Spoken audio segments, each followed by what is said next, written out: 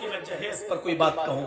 आपको एक बात बता दूं, हमारे मुआशरे में एक बहुत बुरी चीज ये है कि हमने ये बना रखा है कि जहेज लड़की के बाप देंगे, लड़की वाले देंगे लड़के को।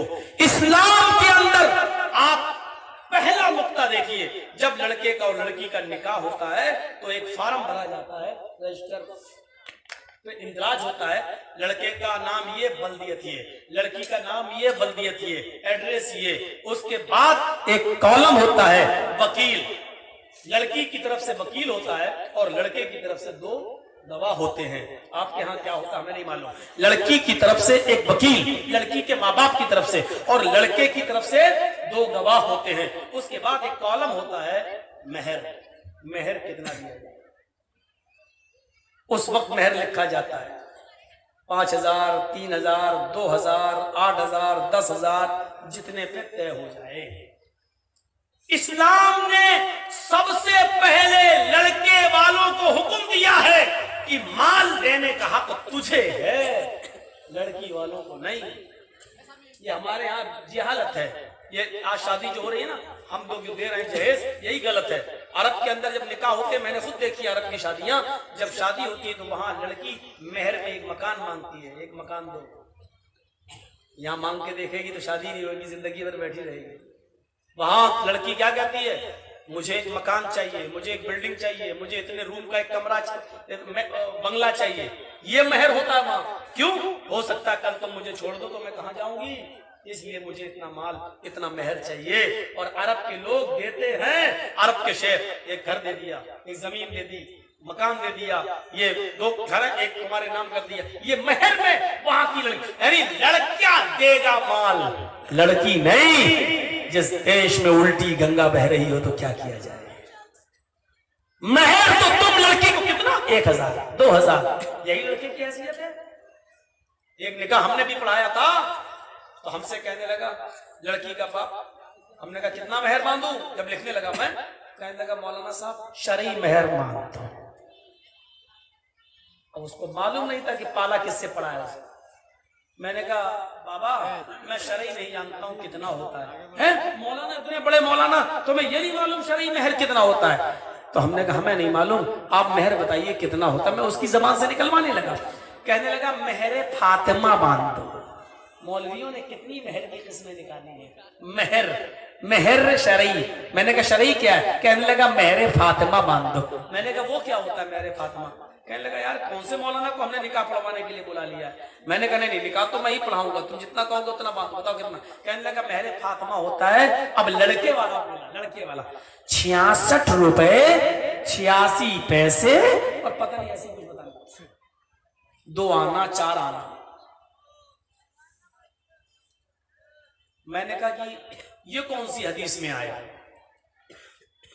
अब वो आए बाएं काएं होने लगे।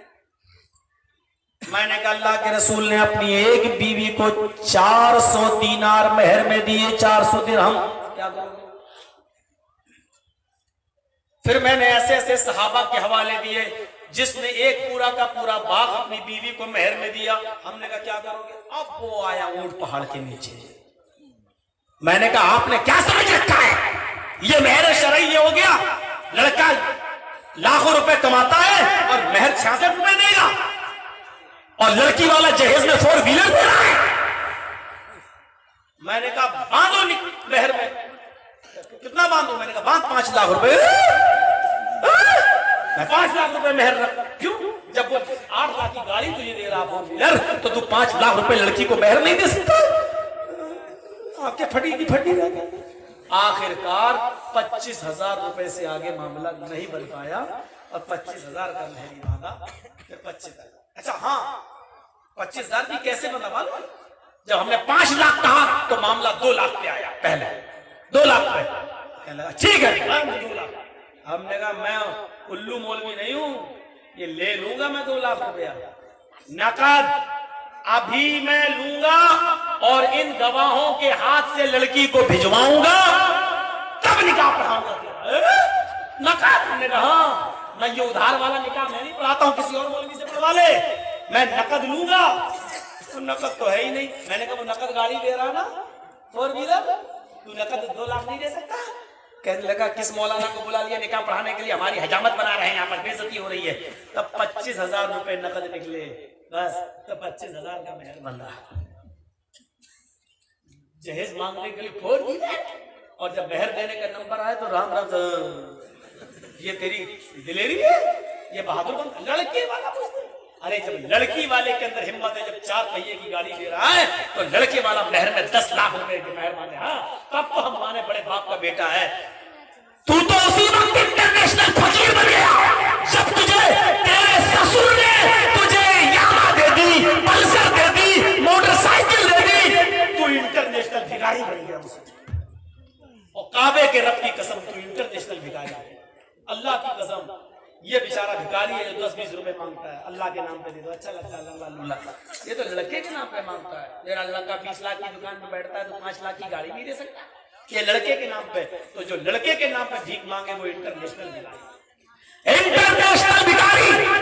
दुनिया चीफतुल मय्यती व तालिबुहा किलाब, ये दुनिया सड़ी हुई और मुर्दा लाश है, और इस दुनिया के मालो दौलत के पीछे पड़ने वाले कुत्ते हैं, कुत्ते जो इस लाश को नोच नोच के खा रहे हैं।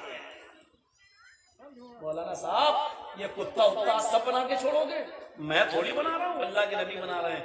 वह तालिबुहा किलाब, इस दुनिया के हड्डियों के पीछे पड़ने वाले कुत्ते हैं जो मुर्दा लाश को नोच नोच के खा रहे हैं। अब लड़की का निकाह पहले होगा। और मीडिया वाले हम तो सुनो, मेरी तकरीर जो आज यहाँ है ना, ये 2-2 लगे हुए हैं, ये YouTube चैनल भी है यहाँ, आपको मालूम है, all about Islam Urdu Bangla YouTube channel. ये तकरीर आज हो रही है, कल YouTube पे आ जाएगी। मैंने आपको बता दिया, आप ढूंढ लेना YouTube पे, all about Islam Urdu Bangla YouTube channel. ये चैनल है, उस चैनल का नाम, इस पे आप देख लीजिएगा। इसमें मेरी तकरीरें इंशाल्लाह आपको मिलेंगी, बांग्ला की भी मिलेंगी, और जहां जहां मेरी तकरीरें होंगी ये चैनल ये आएगा, रिकॉर्ड करेगा और दूसरे दिन YouTube पे डाल देगा। ये भी रिकॉर्ड हो रहा है यहाँ पर, कल ये प्रोग्राम YouTube पे पड़ जाएगा। पढ़, मोदी जी नहीं सुन रहे, कम से कम वहां बैठ के सुनेंगे। ये तो अल्लाह ने हमें बहुत अच्छी किस्मत दी है। मेरी तकरीर बाकायदा पार्लियामेंट में सुनी जाती है, बाकायदा बहस हुई है मेरे नाम पर। मौलवी डॉक्टर जाकिर नाइक को जेल में डाला गया, मौलवी जर्जीज को कब डाला जाएगा? मौलवी जर्जीज डॉक्टर जाकिर नाइक की तरह भारत छोड़ के भागने वाला नहीं है। हमें तुम किसी भी जेल में तो डालो, जेल में भी मंदिर होते हैं, हम वहां हिंदुओं को समझाएंगे। हम तुम्हें छोड़ने वाले नहीं है, तुम डाल के तो देखो। खाना तो दोगे, पानी तो दोगे, मारोगे तो हो नहीं। और इतना बड़ा जुर्म तो हमने किया नहीं कि फांसी तो दे नहीं सकते, जिंदगी भर के लिए जेल में भी बांधोगे। इंशाअल्लाह हर महीने 2-3 मुसलमान होते रहेंगे उसमें, हर महीने। तुम कुछ करके तो देखो। अब कमरा ही अलग कर दो, मेरा तो अलग बात है, कमरा अलग कर दो तो अलग बात है, लेकिन अगर मुझे सबके साथ रखा, अभी मैं 4 महीने जेल में रह के आया हूं बनारस में, 4 महीने, तो 4 महीने में कितने पंडितों ने मेरे पैर दबाए होंगे अल्लाह ही बेहतर। 4 महीने में मैंने गर्विदा कर दिया, 4 महीने में। ऐसा बता, जुमे का खुतबा देता था, वो सुनते थे, कुछ बात हमसे पूछते थे, जब बैठ के पूछते थे, खाना रख के खाते वक्त तो हम मंत्र भी पढ़ते थे। वो तो वो तो भगवान कहने लगे। उनके यहाँ तो कोई पूछो भगवान हर चीज भगवान नजर आती है।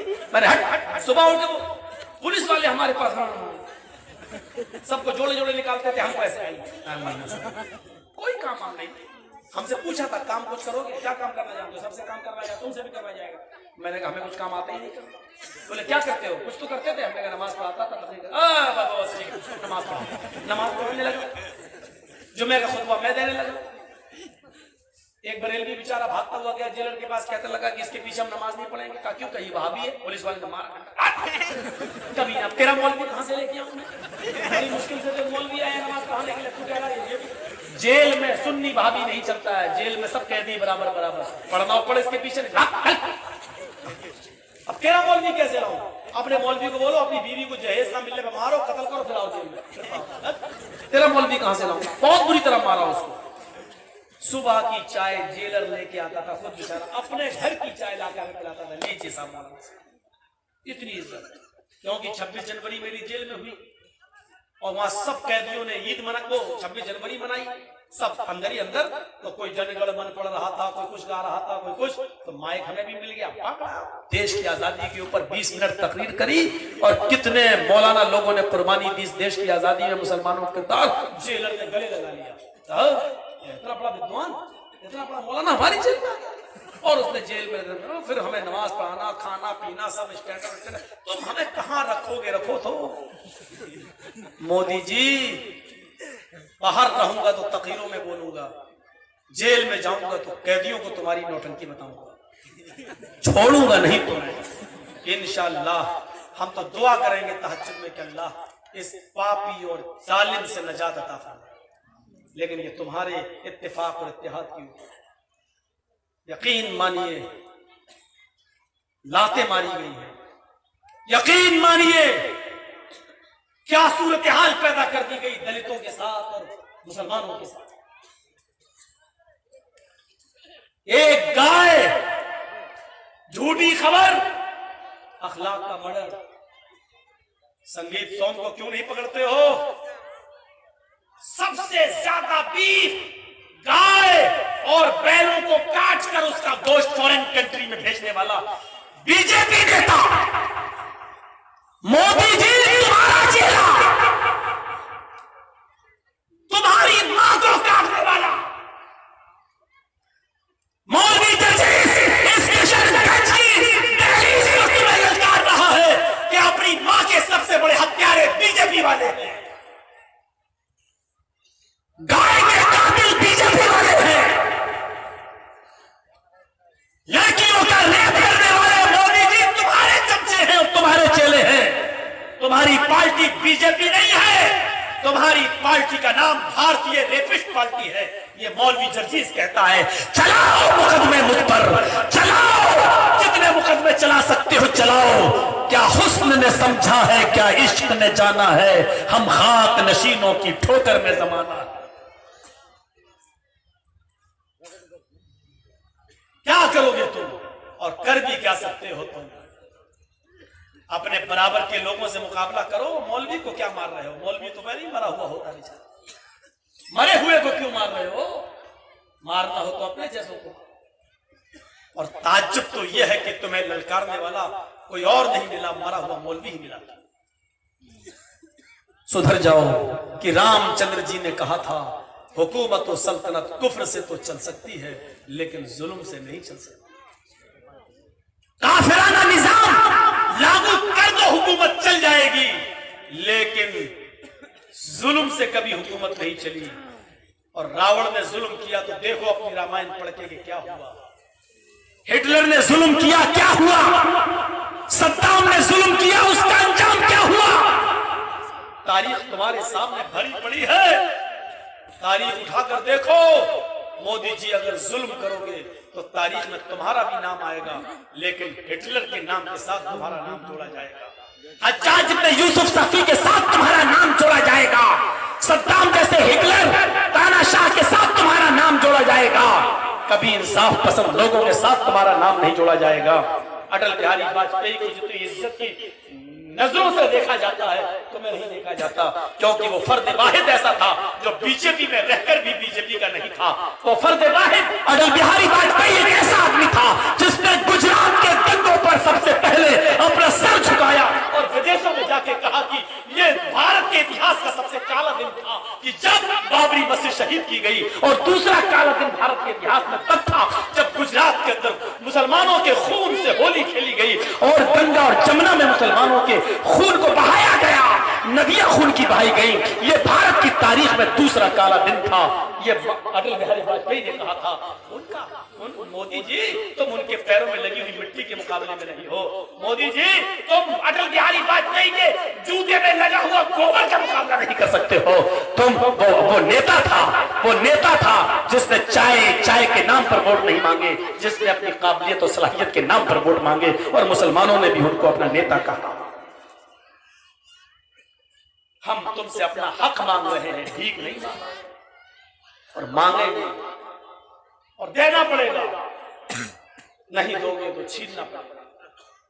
हमारा भी हक है, भारत हमारा भी है, हमने भी कुर्बानी दी है। तुम तो जला दिए जाते हो, बहा दिए जाते हो, पता नहीं कहां पहुंच जाते हो, श्रीलंका की, नेपाल, बांग्लादेश। हम तो इस वतन की मिट्टी में मरकर भी इसी वतन की मिट्टी में शामिल हो जाते हैं और अपने आप को इसी मिट्टी में समा लेते हैं और इसी मिट्टी के अंदर हम दफन हो जाते हैं। हमसे बड़ा भारत वासी कौन होगा और हमसे बड़ा भारतीय कौन होगा? और रहा मामला, सुनो, लड़की के पास पहले निकाह होगा, लड़की के पास एक वकील जाएगा, 2 गवाह जाएंगे। लड़के का बाद में होगा निकाह, पहले लड़की का होगा। ऐसे ही होता ना आपके यहाँ? ऐसे ही होता ना, पहले वकील और 2 गवाह जाएंगे और लड़की से सिर्फ एक बार पूछेंगे जोर से, वकील पूछेगा, दोनों गवाह सुनेंगे। गौर से सुन लो निकाह करने का तरीका, गौर से सुन लो। अगर ये तरीका आपके यहाँ नहीं चलता तो जुल्म कर रहे हो आप लड़की पर। एक बार उससे पूछा जाएगा और जोर से पूछा जाएगा और इतनी जोर से वकील पूछेगा कि वो दोनों गवाह भी सुन लें और उस लड़की के पास जितनी औरतें बैठी हैं वो सब सुन लें। एक बार वकील पूछेगा कि बेटी, इस लड़के के साथ जिसका नाम ये है, तुम्हारे साथ निकाह किया जा रहा है, इसका इतना इतना रुपए मेहर है, मेहर की रकम नकद है या उधार, तुम बताओ। लड़की तय करेगी, इसको लड़की तय करेगी।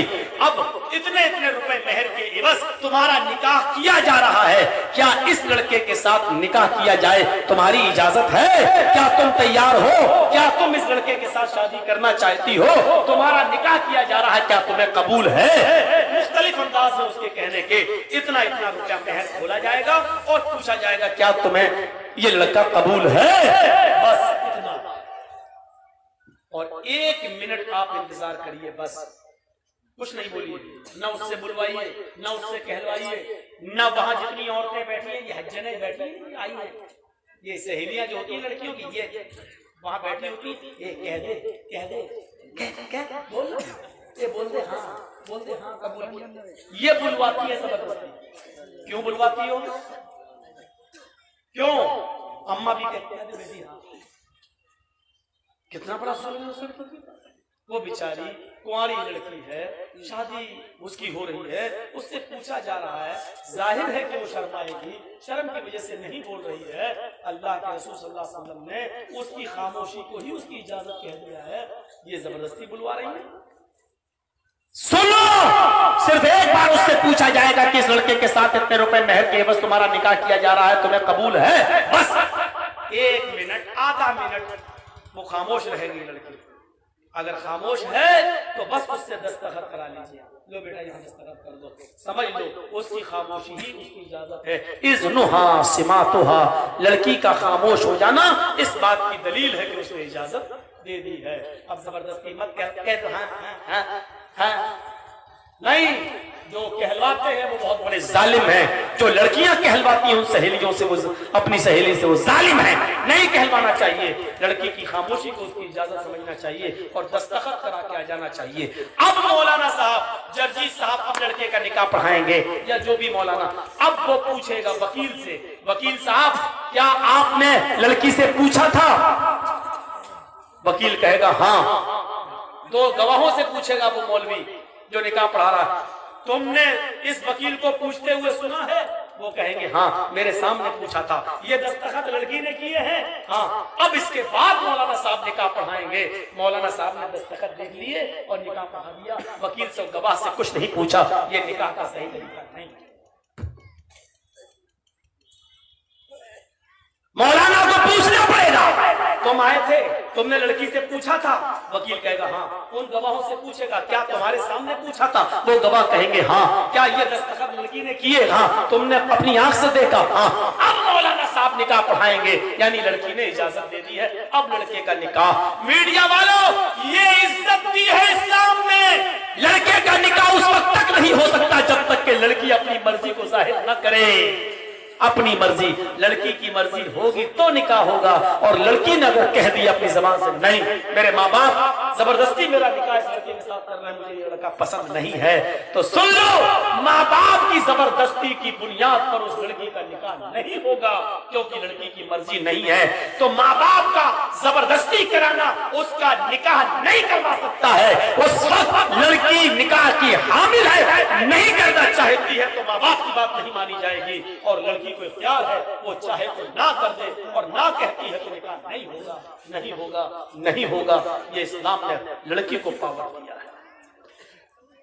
और एक बात और सुन लो, और कान के पर्दे खोल के सुन लो, अगर जबरदस्ती मना के किसी तरीके से लड़की को तैयार कर लिया आपने, लड़की की अम्मा भी सुने और लड़की के बाप भी सुने, जितनी औरतें आई हुई है ये भी सुने, इस्लाम का तरीका, 8-10 दिन से बात चल रही, महीने 2 महीने से 10 महीने से बात चल रही, लड़की ने ना कर रही, लेकिन फिर भी माँ बाप ने कहा बहुत अच्छा है, नौकरी वाला है, पायलट है, फला है, इतना बड़ा कारोबार, इतना बड़ा बिजनेस, और किसी तरीके से लड़की पर जोर डाल के, जबरदस्ती डाल के उसको तैयार कर लिया, और निकाह के दिन उसने दस्तखत कर दिए, निकाह के दिन उसने दस्तखत कर दिए और कह दिया ठीक है, और निकाह हो गया।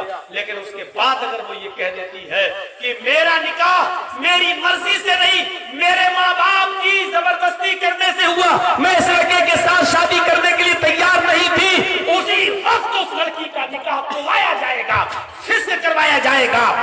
लड़के को तलाक देने की जरूरत नहीं है, मौलवी उस निकाह नामे को फाड़ देगा, यानी उसने निकाह जो पढ़ाया था वो कह देगा ये निकाह नहीं है, लिहाजा लड़की अब इद्दत गुजारेगी। एक हैज जानते ना, फर्स्ट पीरियड, 1 महीना, जैसे ही उसको ब्लड आएगा, जैसे ही उसको माहवारी शुरू होगी, जैसे उसको पीरियड शुरू होगा, पीरियड शुरू हो जाने के बाद खत्म होगा, और खत्म होने के बाद वो दूसरा निकाह कर सकती है जहां चाहे वहां, लेकिन उसको अपने माँ बाप की इजाजत जरूरी है शादी के लिए।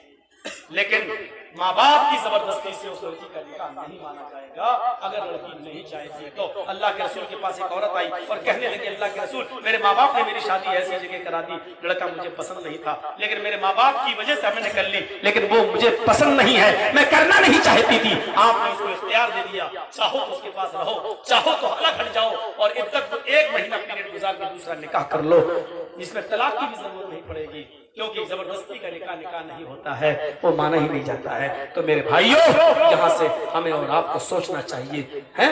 जहेज हमारे मुआशरे का कैंसर बन चुका है, कितनी लड़कियां जहेज की वजह से मौत के घाट उतार दी गई हैं। मौलवी जर्जीस 4 महीने बनारस की जेल में रहा, सबसे ज्यादा कैदी मैंने दहेज के मामले में देखे। किसमें आए हो?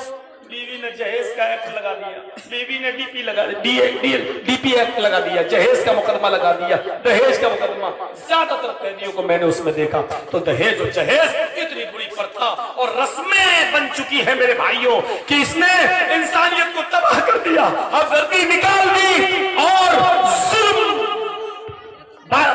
जुल्म होने लगा, और लड़कियां मौत के घाट उतरने लगी। गरीब बच्चियां अपने घरों में बैठी हुई हैं, अमीर अपनी बदसूरत लड़कियों को भी पैसों और जहेज की बुनियाद बलबूते पर कर लेते हैं निकाह, और गरीब की खूबसूरत लड़की और पढ़ी लिखी लड़की भी अपने घर में इसलिए बैठी हुई है क्योंकि उसके बाप के पास जहेज नहीं है। इतनी देर तक आप बैठे, मेरे भाइयों, ये आपका करिश्मा कह लो, आपकी करामत कह लो, आपकी हिम्मत कह लो, वरना 12 और 1 बजे से ज्यादा तो आप सर्दियों के दिन में कोई बैठ भी नहीं पाता, और आप तो 2:45 बजे तक बैठ गए।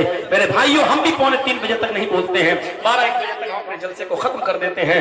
हम अल्लाह से दुआ करते हैं कि बारे अल्लाह हमारे मुआशरे से इन तमाम चीजों को निकाल दे, खुराफातों को निकाल दे, ईमान हमारे अंदर पैदा फरमा, ईमान का जज्बा हमारे अंदर पैदा फरमा। सहाबा किराम के अंदर जो ईमान था और नबी अकरम ने जो ईमान बताया था, अल्लाह वो ईमान की मिठास हमारे अंदर पैदा फरमा दे। बारे अल्लाह हम तमाम मुसलमानों पर रहम फरमा, और जब तक तू हमें जिंदा रखे इस्लाम पे रखना, और जब हमारा खात्मा हो तो ईमान पे फरमाना। वमा अलैना इल्लल बलागुल मुबीन व आखिरु दअवाना अनिल हम्दुलिल्लाहि रब्बिल आलमीन। अस्सलामु अलैकुम व रहमतुल्लाहि व बरकातुहू।